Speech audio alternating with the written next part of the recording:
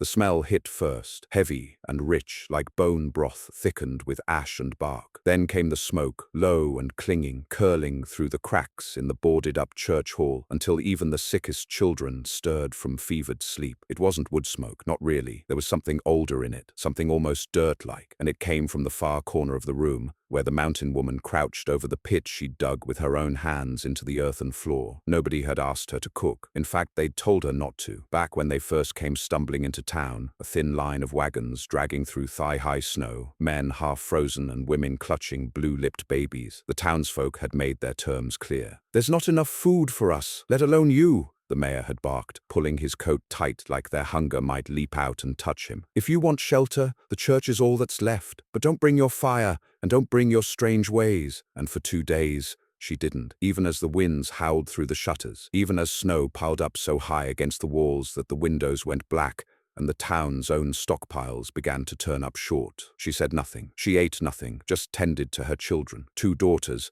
and a frail son with a cough so sharp it shook his bones. She fed them quietly, from a leather pouch tied at her waist, too small to carry much, too carefully guarded to be empty. On the 3rd night, when the town's children began to cry from hunger, and the men started whispering about turning the starving families back out into the storm, that's when she dug the pit. She didn't ask. She took a wooden pew leg, shattered it against the stone wall, and used the jagged end to gouge a hollow into the dirt floor. Took her most of the night, but she never stopped. The mayor's wife cursed her. A boy threw a rock, but none of them had the strength to drag her away. By morning, the hole was 2 feet deep and wide as a cooking pot, lined with stones she'd carried in from under the floorboards, and packed with coals from a fire no one remembered lighting. Then she unwrapped her secret. Not meat, not cornmeal or beans, just what looked like dried moss, ground root paste, a pouch of dark liquid that steamed when she poured it over the mix. "What the hell is that?" someone hissed. "It's what we ate in the freeze of '62, she murmured, not looking up. "Kept every one of us alive." They laughed, not for long, because as the steam rose and the scent spread,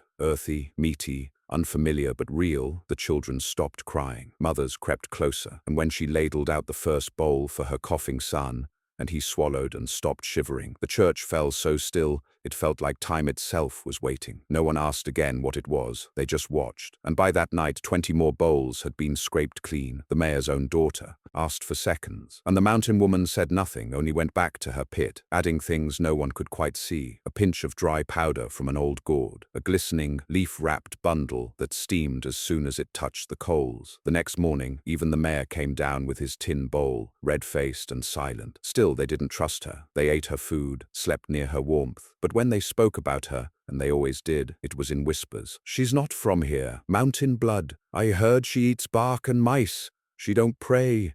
Not once. That ain't right." But none of them left. Not when the winds screamed louder than their thoughts. Not when the town's own rations turned up moldy. Not when one man, desperate, tried boiling old leather and still came back for her stew the next day, stomach cramped and shamed. Then the storm got worse. The wind snapped a house in half on Main Street. A horse froze standing up in its own stall. The last train, 5 days overdue, wasn't coming. Nobody said it, but they all knew now. They were trapped. Not for a night, maybe not for a week. This was going to be a month-long siege, and the only thing standing between them and a shallow grave in the snow was the mountain woman's hole in the ground. But the real turning point came when she started feeding the other families herself, without waiting to be asked. She went to the corners of the church where the sickest lay. The boy who hadn't spoken in 2 days, the old rancher who'd chewed his tongue bloody in fever, and gave them the first spoonfuls. Warmth spread through their fingers. The boy sat up. The old man wept. No one could deny it anymore. That stew was keeping them alive, and nobody knew what was in it. Not even the mayor, who tried to sniff through her pouch one night when she slept, only to pull back, eyes watering, gagging on the pungent, almost sweet rot inside. "Where'd you learn this?" he snapped the next morning, not out of kindness, but fear. "This stuff?" she shrugged. "From my grandmother. And her grandmother before that. Mountain ways," he spit. "It's witchery." She looked at him then, the first time she really did. Her eyes weren't wild, they were calm, deep, still. Witchery would be letting you all starve. The room fell quiet. From that night on, no one questioned her, but they watched her, always, as if trying to learn what she was doing without having to ask, as if afraid she might stop, as if, without her, the storm would finally finish the job it had started. Because the wind still howled, the snow still fell, and though she never once left the church hall, her food kept appearing. Her pouch never seemed to run dry. The pit never went cold, and day by day, people began to wonder if she was more than just a woman, or if maybe they were finally remembering what they'd forgotten, that survival didn't always come from the clever or the rich, but from the old ways passed down like stories around a fire, forgotten until the cold came knocking. The pit didn't shrink. That was the first thing they noticed as the days crawled on. The church was dark by then, its stained glass windows long frosted opaque, its wooden beams bowed and groaning under the weight of snow that refused to stop. They had burned hymnals, the altar, broken up pews until only splinters remained, and yet her fire still glowed, low, steady, always warm, always fed. Some men tried to replicate it. One evening, two brothers, ranch hands with frostbitten hands and bad tempers, cleared a corner of the hall and dug their own pit. They built it wider, deeper, lined it with stones, and broke apart a dresser drawer to feed it. Their wives scraped old grain from their bags, mixed in roots they'd foraged from beneath the snow when they still thought spring was coming. It boiled. It burned, it smelled like hope, but when they ate it, they vomited. Even the dogs wouldn't touch the pot after that. And so, quietly, one by one, bowls returned to the mountain woman's fire. But she never mocked them. She didn't gloat or scorn or even speak of it. When the brothers approached the next day, heads low, she simply handed them each a bowl, nodding once before turning back to her pit, like she'd been waiting for them to come around, like she'd known all along they would. That was when the women began to trust her. Not the men, not yet, but the women. They saw something in her, a stillness, a calm, so unnatural it felt holy. Her movements were never hurried. Her fingers, though calloused, moved with ritual-like grace. When she stirred, she did so in circles, always counterclockwise, always slow, like time itself was caught in the rhythm. When she added her powders and pastes, it was without measurement, but never guesswork. She knew. "She's got a touch," old Mrs. Harland whispered one night, clutching her bowl with both hands like it might disappear. A knowing that stews more than food. No one disagreed. But the more they needed her, the more the men in charge began to resent her. The mayor in particular. He'd been the one who stood tallest at the town meetings, who shook hands when they broke ground on the railroad spur, who preached about progress and civil order. But now he sat hunched in the corner of a freezing church,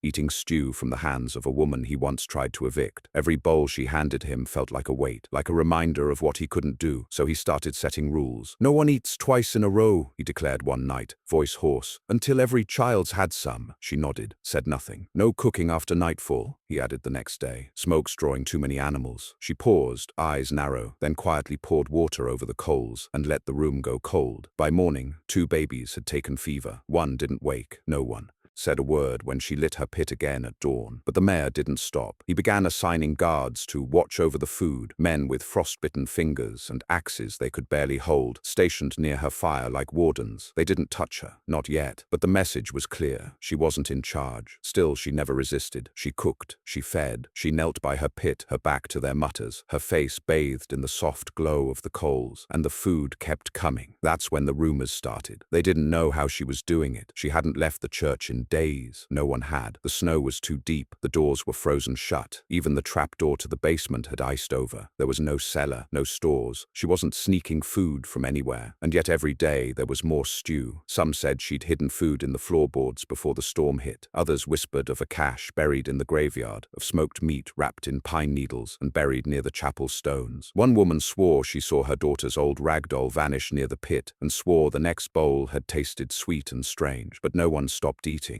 even as the fear curled in their guts, even as the firelight made her shadow long and distorted across the wall, even as her own children, now plumper and healthier than any others, stared into the flames like they saw something no one else could. Then came the snowquake. On the 12th night, just before dawn, a rumble echoed through the valley. Not thunder, not wind. It was deeper, like a groan from beneath the earth. The walls of the church shook. Icicles shattered. Somewhere far off, a roof gave way with a sound like bone snapping. And then silence. When the sun rose, or should have, for no light pierced the storm. They found the chapel doors blocked. A full wall of snow now sealed them in. They were entombed. Panic swept the room. Men screamed. A woman fainted. One of the guards tried hacking at the ice with a chair leg before collapsing from exhaustion. The children cried for food, for warmth, for their mothers. Only she stayed still. The mountain woman sat by her pit, still stirring, still calm. And when she ladled out the first bowl, the silence returned. They ate, and for a time, the fear lessened. But it didn't vanish, because now they were trapped. No help was coming, and only she could feed them. The mayor called another meeting that night, but this time it wasn't in his corner. It was around her fire, and it wasn't a meeting. It was a reckoning. "We need to ration her supplies," he said, trying to sound firm, though his hands trembled. "We need to understand what's in that stew, where it comes from, before it runs out."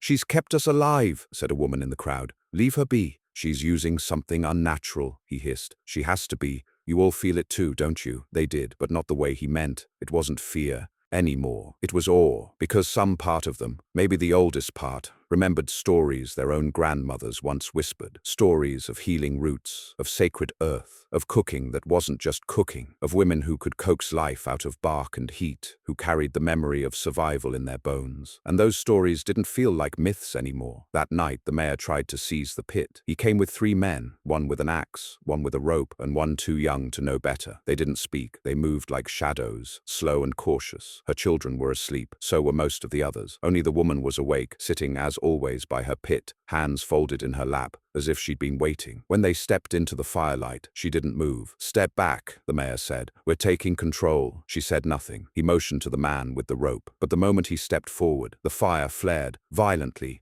as if doused with oil. A hot gust surged up, knocking him back into the pews. His face blistered. His hair smoked. The others froze. Then the pit went still. No sparks, no heat, just that glow, steady as ever. The mayor stared at her. "What are you?" And this time, she answered, "Hungry, just like you." Then she stood, slowly, and dipped her ladle into the pot, handed it to him. He didn't take it, but the boy behind him did. And when he tasted it, when the warmth spread down his throat and tears welled in his eyes, he turned to the others and whispered, "It's not magic." But even he didn't believe it, because by then, they'd all seen too much. Too many bowls from too little pouch, too much warmth from too little flame, too much strength in a woman no one wanted to believe in, until she became the only reason they were still breathing. By the 14th day, no one was calling it stew anymore. They still lined up for it, still held their bowls like relics passed from the hands of saints, still let the heat fog their eyes and the taste hush their panic. But they didn't speak of it as food, not really, not openly, not the way you might say beans and fatback or rabbit and barley. They called it her bowl, the brew, the earth meal, that saving heat. Names whispered with caution, reverence, like saying too much might break the spell, because no one could deny it now. What was happening shouldn't have been possible. The pit hadn't gone out in 2 weeks. The pouch she kept tied around her waist hadn't emptied, and the things she added to the pot, no one could ever quite describe them. The shapes were indistinct. The smells were not unpleasant but never familiar. There were slivers of root, soft chunks of something fibrous that never stayed long enough in the bowl to be fully identified. Herbs crushed so fine, they became paste between her fingers. Some said they saw her pressing something like lichen between 2 hot stones until it melted. Others claimed she boiled stones themselves, then sifted ash into the broth with care. But everyone agreed on one thing: it worked. Children who hadn't walked in days stood and played. Old women coughed once and cleared their lungs. Joints stopped aching. Gums bled less. A man whose skin had gone frost blue under his fingernails found pink returning to his hands. It wasn't just food, it was something else. They were surviving. More than that, they were improving. Even the storm began to change, though not for the better. The winds, once furious but erratic, became rhythmic. They pulsed against the walls like breath, inhaling and exhaling, never ceasing. Snow no longer fell in flurries. It dropped in sheets, heavier than ever, blinding even in the dark. The temperature dropped so low that frost formed inside the church, creeping down the stone walls in delicate white fingers. Every morning, the church was colder. Every night, the pit was warmer. She moved less now, slept rarely. Her daughters sat beside her like priestesses, watching her every motion. Her son no longer coughed. In fact, he rarely made a sound, just stared into the flames with wide, dark eyes. Once, someone claimed to see him take a handful of coals in his bare palm and not flinch. That story spread fast. So when the mayor disappeared on the 15th night, no one said a word. There was no body, no blood, just his coat hanging on the nail by the vestibule, and a trail of boot prints leading toward the sacristy, where the windows had long been boarded up and the snow sealed every door. The trail stopped near the mountain woman's pit. Then, nothing. Some believed he had simply gone mad and buried himself in snow, but the prince said otherwise. Others said he had snuck too close to the fire, tried to steal from her again, and paid for it. A few suggested he had taken the last of the town's food and tried to flee, selfish to the end, but most didn't speculate. They didn't want to. The fire had fed them. The stew had warmed them. But even as their bellies filled, something in their hearts began to shrink, because gratitude, when left too long in the cold, turns to suspicion. By the 16th day, they began to keep watch, not of her, not exactly, but around her. A man named Emmett, once a tinsmith, now half mad from the dark, appointed himself protector of the children. He began to count who received bowls, whispered to others about fairness, about order. She feeds who she chooses, he said with growing venom, not who needs it most. When she gave the last bowl of the evening to a man who'd once tried to rob a storekeeper in better days, Emmett rose and declared it a favor for sinners. She's choosing the weak, he shouted, keeping the strong hungry, so we rely on her. Nobody responded, but many stopped looking her in the eyes after that. The townsfolk began to divide. Some stayed close to her fire, never straying, always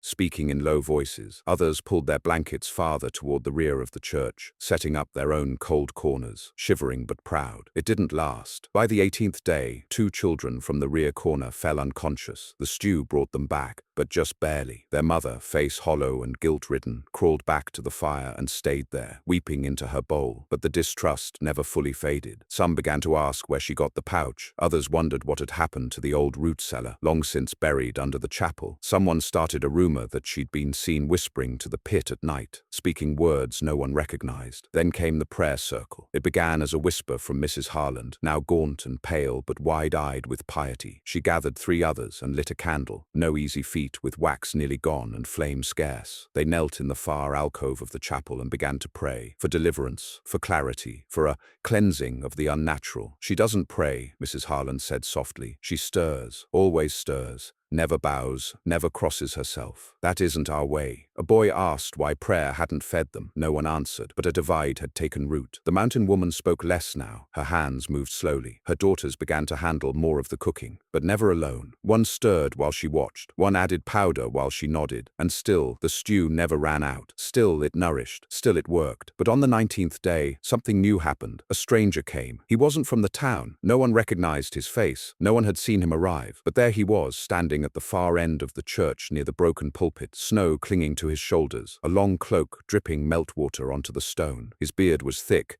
but his skin beneath was sun-cracked, not frostbitten. His eyes were wide, not with fear, but wonder, and he was warm, not just alive, thriving. The people gathered slowly, whispered, asked where he'd come from. He pointed to the west wall, where no door remained. Saw the smoke? He said. Smoke? Someone asked. No fires left in town, but hers. He nodded. It called to me. They laughed, uneasily. The mountain woman turned. Her eyes met his, and for the first time, her hands stilled. You came, she said. He stepped forward. I was late, he replied. The children stared. The crowd parted. Emmett stood but didn't speak. The man walked to the pit. The stew bubbled. The fire pulsed. He knelt, then bowed. I brought more, he said, unwrapping a bundle from his cloak. Roots, bundles, powders, all wrapped in leaves and bark. No one recognized any of it. She nodded once, took the items, and pressed them into the stew without hesitation. The fire flared. The church warmed, not just near the pit, but everywhere. For a moment the frost on the walls melted. The children laughed. Someone cried out, a cry of joy, of old pain lifting. It passed fast. Then the stranger stood and turned. Eat, he said simply. They did. And the stew tasted different, richer, deeper, like something blooming. When the man lay down to rest, he did so near the fire. Her daughters sat on either side. Her son watched him sleep, and no one questioned it. That night Emmett disappeared. His boots were still by the pew. No one asked. By the 20th day, it wasn't just survival. It was something else. The people walked easier, slept better. Their coughs vanished. Their fingers warmed. But so did their silence. No one spoke too loudly anymore. No one asked where the food came from, or why it never ran out, or why the fire never needed tending, or why every time someone tried to count the bowls served,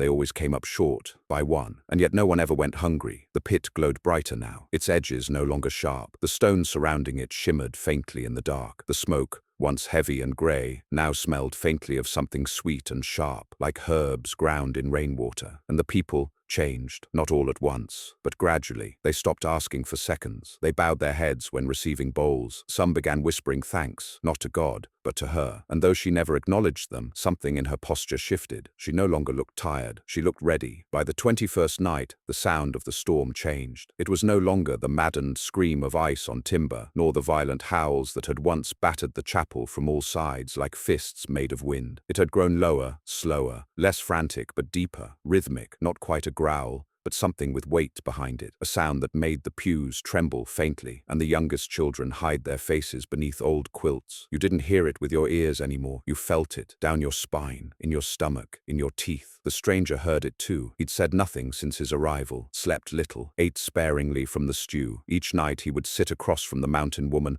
and speak with her in tones too low for others to catch. She never raised her voice. He never asked for anything, but each time they spoke, the pit would burn brighter. The broth would change color, sometimes dark and rich, other times pale and thin as bone milk. No one asked how or why. No one dared. The people had stopped counting days. No one marked time anymore except by the pit's glow and the meals it gave. The church's walls were no longer measured by windows or corners, but by proximity to that warmth. Families had gradually, silently moved their bedding closer to the fire. Each night the circle grew tighter. Even those who once kept their distance, Mrs. Harlan, the prayer whisperers, the wary-eyed tin smiths, had crept in with their heads bowed and blankets dragging behind. Somewhere between the hunger and the thaw, a line had been crossed. It was never declared, never formalized, but it was real. They had stopped surviving beside the mountain woman. Now they were surviving because of her, and that meant one terrible truth began to rise, slow and undeniable. If she stopped, so would they. Which is why, when her son collapsed, the church nearly came undone. It happened without warning. One moment he was crouched beside the pit, silently feeding in a dark clump of powder wrapped in cracked bark. The next, he pitched forward, eyes rolled back, limbs twitching. People rushed in. Her daughters screamed. The stranger stood, one hand raised, but she didn't let him come closer. The mountain woman bent beside the boy, pressed her ear to his chest. Her lips moved. No one heard the words. Then she gathered his limp body in her arms and stood, silent, calm, unmoving. "He'll sleep," she said at last, but her hands trembled. For the first time in days, she looked uncertain. That night, no bowls were served, no stew bubbled. The pit still glowed, but no one stirred it. The crowd grew restless. They whispered, some begged, others offered to help, but she refused them all, kneeling beside her son as he slept near the warmth, his skin flushed pale and his breath shallow. The stranger kept watch. No one slept. By morning, they were hungrier than they had been in weeks, desperate. That's when the second man came. Not a stranger this time. A man named Otto Bell, a trapper who'd been part of the first wave that came down from the mountain during the early freeze. He hadn't spoken in days, hadn't eaten much either. Quiet, sharp-eyed, and always near the back. He stepped into the center of the room and pointed to the pit. "If she's not going to cook," he said, "then we should." No one responded. "I've seen what she does. We all have. It ain't magic. It's roots and fire and tricks. We've got the same hands. Let's use 'em." "She said the boy," someone tried. "Ain't the boy feeding us?" Otto snapped. "And if she can't, then it's on us. I say we open that pouch of hers, see what's really in it." He took a step. The crowd flinched. The stranger stood. "No," he said softly. Otto laughed. "You gonna stop me?" "She will." The mountain woman hadn't moved. She still knelt beside her boy, her head low, one hand cradling his cheek. But when Otto moved again, she stood in one fluid motion, and in her hand was a stone ladle, glowing faintly red, as if plucked from flame. Otto froze. She didn't speak. She didn't need to. He backed away, but the seed had been planted. The next day, 2 more people tried. Not to take her pouch, but to dig. A couple with hollow cheeks and frost-chapped skin. They waited until nightfall, then pried up the floorboards near the sacristy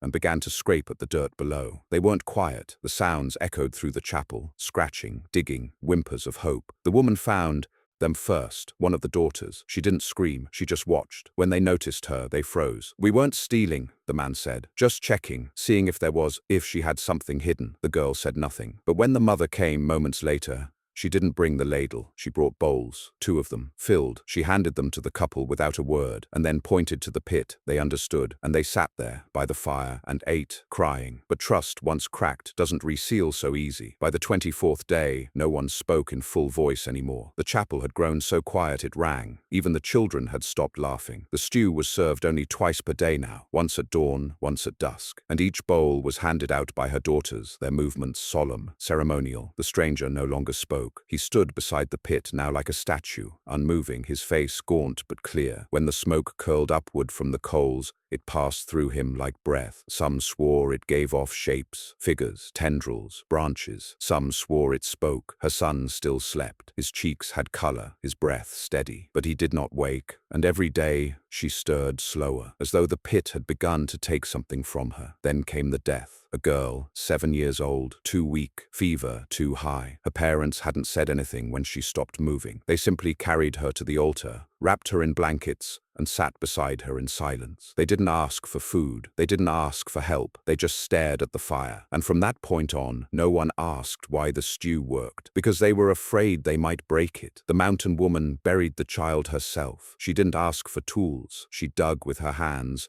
through frost and stone, until the hole was deep enough. Then she wrapped the girl in her own shawl, laid her in the earth, and packed it tight. It was the only time she left the church. When she returned, her fingers were bleeding. That night the fire blazed hotter than ever, and every single person who ate from the pit claimed it was the best they'd ever tasted. The stew brought back color, brought back breath. An old man who hadn't spoken in a week told a story from his childhood. A baby took its first step. A woman with failing sight said she could see again. The people didn't cheer, didn't cry. They simply sat closer, as if the pit were no longer hers but theirs. But she never gave it away, and they never tried to take it again. Not after that night, not after the stranger vanished, because by morning he was gone. No prints, no trace, no steam on the windows, just his place by the fire, still warm, and the mountain woman's pouch was empty. But she didn't stop. She cooked, and somehow there was still food. It was the 25th day when the ice on the church doors finally cracked. No one heard it at first, not clearly. A dull pop, like frozen wood, giving in under strain. Then a second, louder, then a third. By the time people noticed, the snow barricade had slumped forward, not all the way broken, but giving. And behind it, for the first time in nearly a month, a line of faint light cut through the chapel gloom. Not sun, just the hazy grey of the blizzard thinning. A murmur went through the church. It was over, or close enough. The storm was dying. Someone laughed, short and bitter. Another cried. A child clapped, but it sounded too loud in the silence, and she quickly stopped. Most just stood still, blinking at that pale stripe of daylight, as if their eyes couldn't believe in open sky anymore. They'd made it, but not alone. Everyone turned to her. The mountain woman hadn't moved. She sat by the pit, her hands in her lap. Her daughters flanked her. The boy,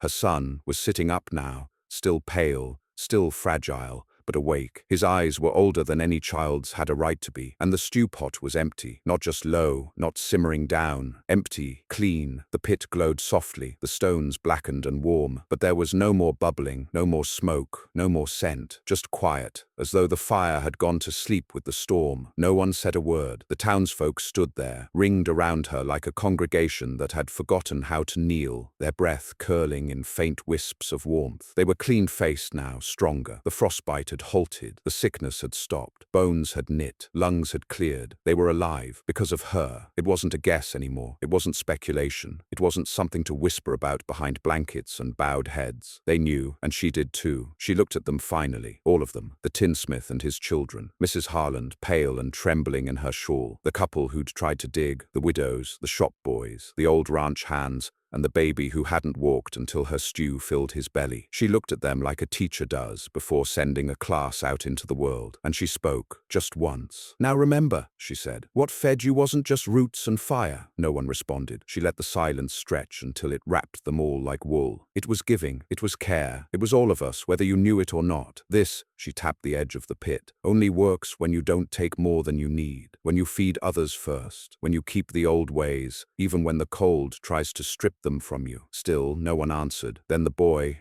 her son, stood and walked. He moved slowly but without help. He crossed the room, past the circle of watchers, and approached the door, the one that had cracked open to let in light. He stood before it a moment, breathing in the pale air, then placed his palm against the wooden plank. It opened, just like that. The snow didn't crash in. It melted, fast, unnaturally fast, steaming, vanishing into nothing as though the warmth inside the church had pushed outward with sudden, final authority. The church groaned in its joints. Boards creaked. Light poured in. They stepped out slowly, not in a rush, not screaming or running or cheering, just walking carefully, like a people reborn into a world they weren't sure would still welcome them. And the world outside had changed. The town was buried, yes, snowbanks 6 feet high, trees bowed and broken, but the air no longer bit, the wind no longer screamed, the sky, though dull, no longer hung like lead. Smoke curled from the church chimney, not from fire, from memory. No one found the stranger, no tracks,